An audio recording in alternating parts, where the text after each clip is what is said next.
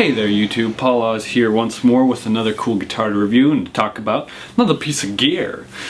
This is very obviously the Keith Merrow Schecter signature 7-string.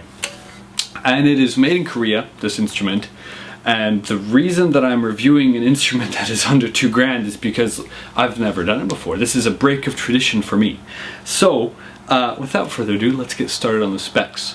We've got a 26.5-inch scale length, already something new for me. We've got lumen lays, which is really cool, side dots, offset fretboard inlays, ebony board, swamp ash body, 3-piece maple neck with some carbon fiber extra stability stuff in there, I guess. I think we've got ourselves a Graphtec nut and some Schecter locking tuners, which are surprisingly good. Actually, I really like the feel of them when you're tuning. We've also got ourselves triple black binding, which is really strange. A trans maple top, which is kind of like a veneer basically. It's very, very thin. But again, this is a South Korean made guitar, which means that it's made a little bit more cheaply, which is totally fair. Also, we have ourselves the Sentient and Nazgul pickups, which are really, really cool. I mean, I've never been a big Seymour Duncan guy, but these definitely are a bit more convincing for me. And yeah, other than that, I mean, hip shot obviously, 3-way switch, and a volume control. So, one little note, this is keeping me up at night. I have the guitar right next to my bed, and well, the lumen lays keep me up at night, and it's very, very strange to just see lumen lays. Anyway, so as you heard earlier in the video, that is a mixed setting kind of play through jammy thing that I wrote specifically with this guitar. And so this current rhythm tone is the same one as you just heard, but completely raw, unfiltered, no kind of EQ or anything like that. So let's hear it.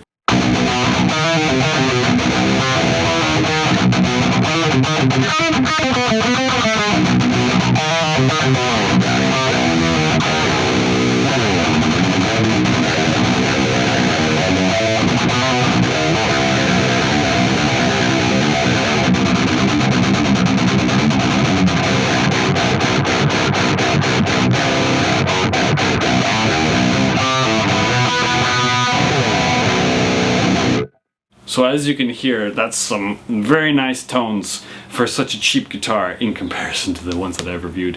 I'm a bit spoiled in that sense, I won't lie. So what do you think? I think it sounds great. It feels like a great tracking guitar. I forgot to mention the whole thing is satin, which is really great because it just feels comfortable when you're playing it. It sounds really great for like, what, $1,100, $1,200 guitar? I'm very impressed.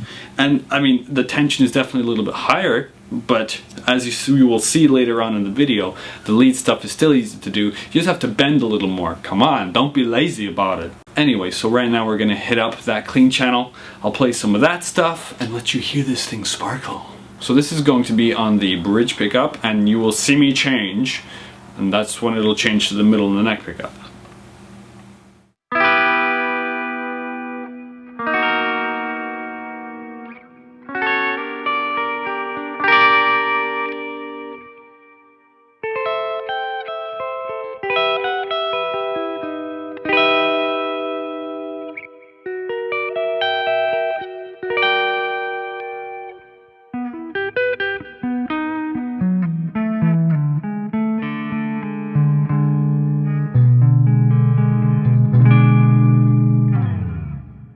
I just think it sounds really extra smooth. Passive pickups are definitely helping this guitar. I'm very thankful that this particular Schecter has no kind of active circuitry going on with these things. It just sounds killer. Now, I think that buttery is a correct term. The patch that I do have dialed in is a little bit of that warmer sounding thing. And with some of the other mahogany guitars that I have, it definitely sounds a little bit too much mid. This brings it back a bit. That swamp ash and maple brightness is really, really girl. So I think that for cleans it's definitely a usable clean. I don't think that it's anti-clean. I don't know if I'd use this guitar for jazz, because that would just be a little bit like, I don't know if I would use it for that kind of thing. But obviously this is a metal guitar, meant for metal, truly, and it sounds great for that. I've had people ask me about the Triumph lead, and sometimes the Axe-Fx just doesn't want to be bothered with it, but today it's being nice.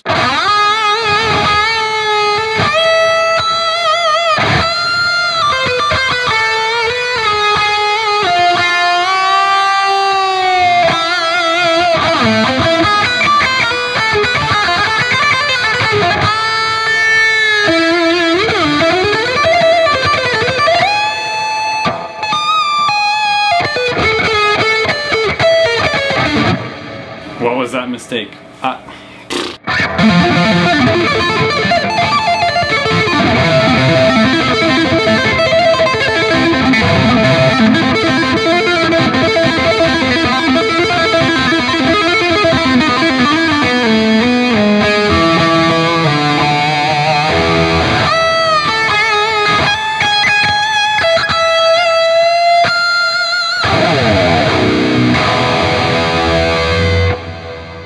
I find that the leads on this guitar are super harmonic, and obviously, as you heard, the scale length being different, I'm gonna screw up a bit. I'm not gonna lie. This guitar has only been with me for a week, so, you know, and I've been playing it fairly non-stop.